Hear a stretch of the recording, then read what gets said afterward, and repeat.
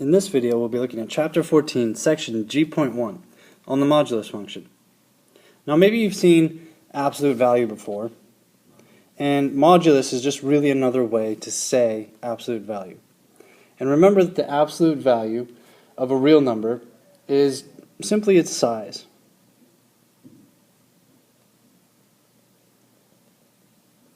It's really the distance that that number is from 0 on the number line.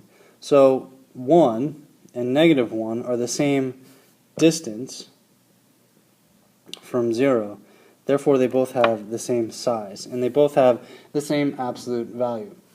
And we denote absolute value, or the modulus of a number x, by using this symbol right here, the two vertical lines on either side of the number.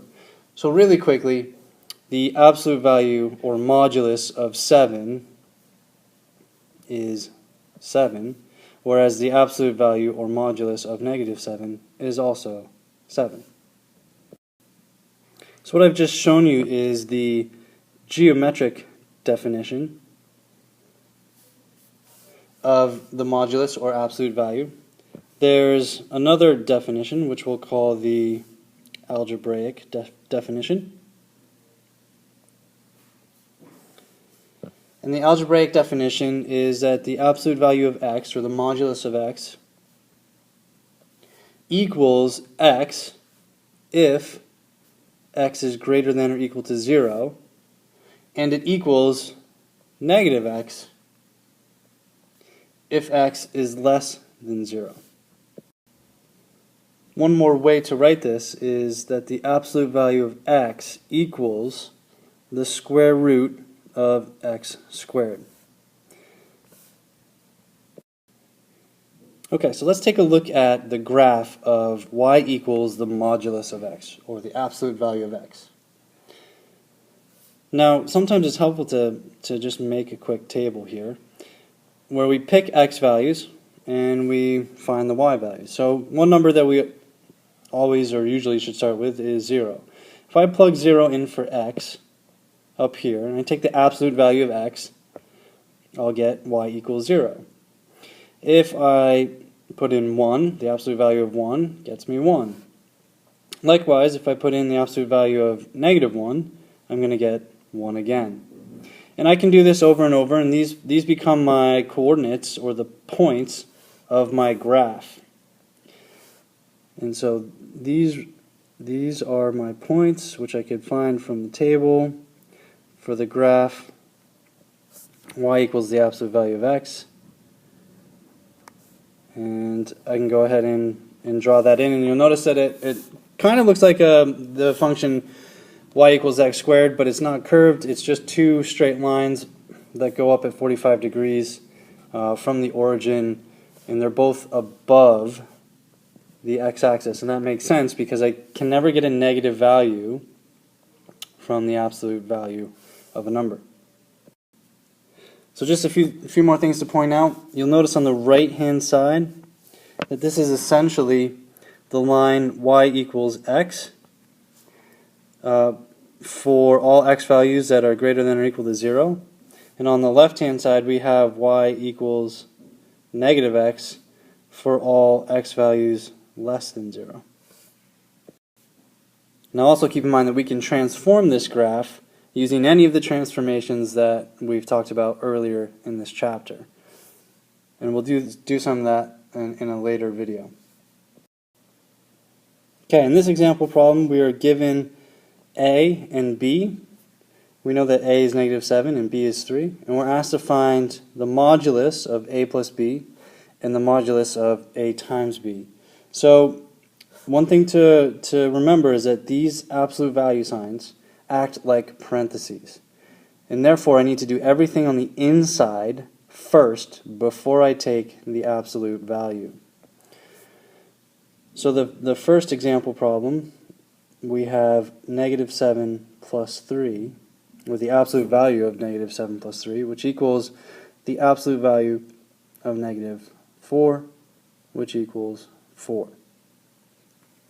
The second example, we want to multiply negative 7 and 3 together first on the inside. So we're going to take the modulus, or absolute value, of negative 21, which equals 21. So let's take a look at another problem. In this problem we're asked to graph the function f of x equals x plus 2 times the modulus of x. So there are a few ways that we could do this. We could create a table like I did in the last graph of x and y values, or I could write the algebraic form of this function. So remember, we can sort of write two if statements here. If x is greater than or equal to 0, we're essentially going to replace square root of x with positive x. So in this case, we'll have x plus 2x, which equals 3x. So I have a line y equals 3x. In the second case, if x is less than 0, we're going to replace the square root of x with negative x, so that I have x plus 2 times negative x. And I said square root of x, I meant the absolute value of x here. And this simplifies down to just negative x. I have x minus 2x, which is negative x. So I really have two parts to this graph, two line segments. I have y equals 3x and y equals negative x. And I'm using two different colors so that you can see the difference, but really this is the same function. And so I can draw the line y equals 3x. There's no intercept here. There's no plus b value, so that means it starts at the origin, right? If I plug in 0 for x, 3 times 0 is 0, so I start at the origin. And then I go up with a slope of 3 over 1. So I go up 3 over 1, up 3 over 1. And here's the right-hand side of my graph. On the left, again, I start at the origin, because if I plug in 0 for x, here, negative 0 is 0. And I have a slope of minus 1. So that means I'm going to go in the other direction, this way. And remember, I'm only considering x values that are less than 0 here. So I'm only drawing points on this side of the graph. Okay, and so I have the left-hand side of the graph goes like this. And again, really this is the same function, but I'm using two different colors to denote the two separate halves. Let's take a look at one more example. In this example, we're asked to graph the equation y equals the absolute value of x minus 2.